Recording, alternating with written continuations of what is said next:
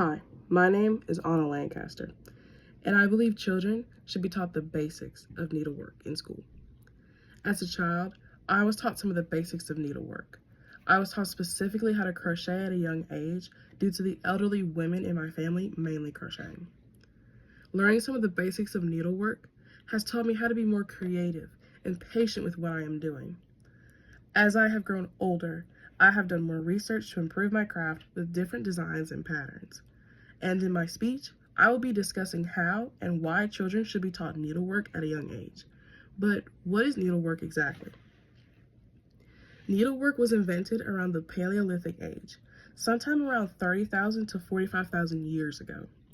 According to dictionary.com, the definition of needlework is the art, process, or product of working with a needle. Some of the more basic forms of needlework are embroidery, crocheting, knitting, needlepoint, and patchwork. The more popularized versions of needlework are sewing, crocheting, knitting, and embroidery. However, needlework is time-consuming, but the outcome weighs out the process.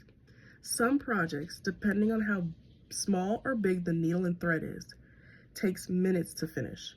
Some projects also depend on how big or small the project is. Some take months or even years to complete. But typically, the more you practice your craft, the more you have time to fix your mistakes.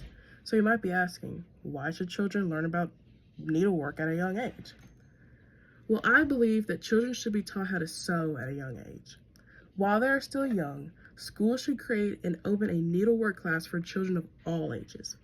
This would give children motor skills for the future and help to improve their eye-to-hand coordination. It also gives the kids the freedom and the value of creativity of their own projects and the world around them. Learning how to sew can also be eco-friendly and sustainable. Learning needlework helps to learn how to reduce waste and encourage helpful spending habits of the world of fast fashion.